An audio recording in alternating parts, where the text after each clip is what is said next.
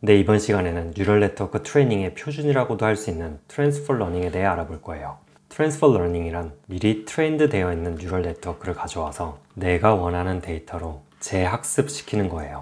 사실 프로덕션급 뉴럴 네트워크를 처음부터 트레이닝 시키기 위해서는 실제로 아주 많은 양의 데이터가 필요해요. 예를 들어 이미지 클래시피케이션의 기본 데이터라고 할 수 있는 이미지넷 1K 데이터셋 같은 경우는 약 130만 개의 이미지가 있어요. 트레이닝 자체도 매우 비싸요. 이전 영상에서 언급한 레스넷 152 같은 경우는 과거 세대의 엔비디아 그래픽 카드지만 이를 트레이닝하는데 약 3주가 필요했다라고 해요. 물론 전문 딥러닝 기업이나 테크 대기업들은 이런 방대한 데이터 그리고 하드웨어 리소스를 가지고 있기 때문에 이를 처음부터 트레이닝 시키는 것은 가능해요. 하지만 대부분의 기업들이나 개인들은 그 정도의 하드웨어나 데이터가 없기 때문에 미리 트레인드 되어 있는 뉴럴 네트워크를 가져다가 적은 양의 데이터로도 이를 학습시킬 수 있는 트랜스퍼 러닝을 사용할 수밖에 없어요. 그렇기 때문에 대부분의 딥러닝 트레이닝 시나리오에서 이 트랜스퍼 러닝은 표준이라고 보시면 돼요. 트랜스퍼 러닝의 예는 매우 많아요. 포켓몬 분류기를 만든다거나 바이오 쪽 고객을 위해 세포 분류기 같은 것을 만들 수 있어요. 이런 경우 딥 뉴럴 네트워크를 처음부터 트레이닝 시킬 수 있는 정도의 양을 확보하는 것은 어려울 거예요. 그럴 때 미리 프리트레인드 된 성능 좋은 네트워크를 가져온 뒤 우리의 데이터로 다시 트레이닝 시키면 상대적으로 적은 양의 데이터로도 좋은 클래시파이어를 만들 수 있어요. 이러한 방식의 트랜스퍼 러닝이 동작하는 이유는 CNN 아키텍처에서 찾을 수 있어요. 컨볼루셔널 뉴럴 네트워크를 트레이닝 시키면 로우 레벨 피처부터 하이 레벨 피처까지 자동으로 학습된다고 하였어요.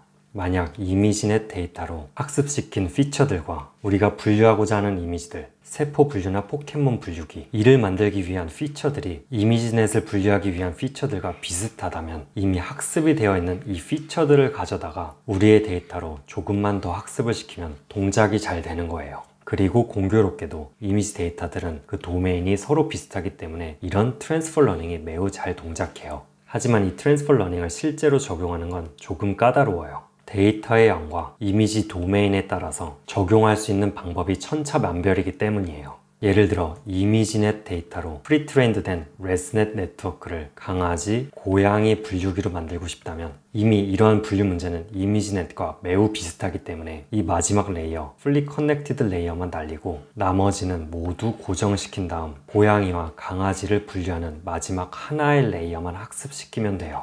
하지만 똑같이 이미지넷으로 프리트레인드 된 뉴럴 네트워크를 일반적인 이미지 도메인과는 조금 다른 이미지들, 예를 들어 엑스레이나 MRI 같은 의료 이미지, 포켓몬과 같은 애니메이션 이미지를 학습시키기 위해서는 이미지넷과는 조금 다른 피처를 가지고 있기 때문에 뉴럴 네트워크 더 깊은 곳까지 학습시켜야 하고 필요한 데이터의 양도 훨씬 많아져야 해요. 이를 파인 튜닝이라고 하는데 실제 제 업무 경험상 데이터 클래스별 최소 약 1000장에서 2000장 정도의 다양한 데이터는 있어야 믿을만하게 파인 튜닝이 되었어요. 문제는 트랜스퍼 러닝에는 마지막 레이어만 남기고 뉴럴 네트워크를 전체를 프리즈 시키는 방법, 아니면 모든 레이어를 트레이닝 시키는 방법, 이것 말고도 더 다양한 방법들이 있어요. 뉴럴 네트워크에 아랫단만 프리즈 시키는 방법, 위에단만 프리즈 시키는 방법, 레이어별로 다른 러닝 레이트를 적용하는 방법, 배치 노멀라이제이션 레이어만 고정시키는 방법 등 아주 다양한 방법들이 있고 이러한 옵션들이 트랜스퍼 러닝을 어렵게 만드는 원인이에요. 하지만 제 경험상 이런 여러가지 어려운 방법을 적용하기보다는 최소 클래스별 1000장에서 2000장에 달하는 레이블드 데이터를 확보하는 데 리소스를 쓰고 뉴럴 네트워크의 모든 레이어를 파인 튜닝 시키는 방법이 가장 확실하고 편할 거예요. 그럼 바로 예제 코드를 만들어 볼게요. 이번에는 전 시간에 배운 뉴럴 네트워크에서 그나마 사이즈가 가장 작은 레스넷 1파를 가져와서 파인 튜닝을 시킬게요. 이 레스넷 1파를 보시면 이미지넷 1K 데이터를 가지고 프리트레인드 되어 있는 뉴럴 네트워크예요. 그러니까 우리는 이미지넷으로 학습되어 있는 뉴럴 네트워크를 가져와서 CIFAR10 데이터로 파인 튜닝 시킬 거예요. 바로 코드 써볼게요. My Device를 찾는 코드를 실행하고 CIFAR10 데이터를 가져와서 배치 사이즈만큼 뽑아주는 트레인 로더, 테스트 로더를 만들게요. CIFAR10 데이터 이미지 사이즈가 32 by 32인데 레스넷 뉴럴 네트워크는 그 인풋 이미지 사이즈가 224 곱하기 224예요. CIFAR10 데이터의 이미지 사이즈를 224로 높여주는 리사이즈를 한번 진행하고 텐서로 바꾸고 노멀라이즈를 적용해요. 그 노멀라이즈의 민과 스탠다드 데비에이션 값은 어떤 매직 넘버가 쓰여 있어요. 이는 프리트레인드 뉴럴 네트워크를 가져올 때 그 이미지를 이 값으로 노멀라이즈를 시켰다고 쓰여 있기 때문에 이를 똑같이 적용한 거예요. 하지만 이 노멀라이즈 같은 경우는 여러분의 학습 데이터가 충분히 매우 많다면 이를 따를 필요 없이 그냥 0.5, 0.5를 써줘도 트랜스퍼 러닝이 잘 될 거예요. 그럼 바로 이어서 토치 비전을 가져오고 웨이트를 불러와요. 모델을 이니셜라이즈 시키고 이를 프린트 해봐요. 그럼 이 뉴럴 네트워크에 대한 정보가 출력이 되는데 현재 마지막 레이어는 이미지넷에 맞춰서 1000개의 클래스를 출력하고 있어요. 이를 우리의 데이터 CIFAR10 데이터에 맞추기 위해서 마지막 레이어만 재정의할게요. 그를 위해 모델에 FC라고 써있죠? Fully Connected Layer, Fully Connected는 뉴럴 네트워크의 리니어 레이어, 인풋은 512개, 512를 써주고요. 출력은 CIFAR10에 맞춰서 10개라고 써주면 돼요. 마지막 레이어의 아웃풋이 10으로 바뀌었어요. 또 여기에 추가적으로 뉴럴 네트워크의 모든 부분을 고정하고 싶다면 for parameter인 모델의 파라미터를 모두 가져와서 그레디언트 프로퍼티를 모두 false로 놔주면 돼요. 그럼 새로 정의한 마지막 레이어만 남기고 나머지 레이어에는 학습이 적용되지 않기 때문에 그 내부 파라미터 값을 고정시킨 것과 같아요. 하지만 지금 우리는 모든 레이어를 파인 튜닝 시킬 거이기 때문에 이를 적용하지는 않을게요.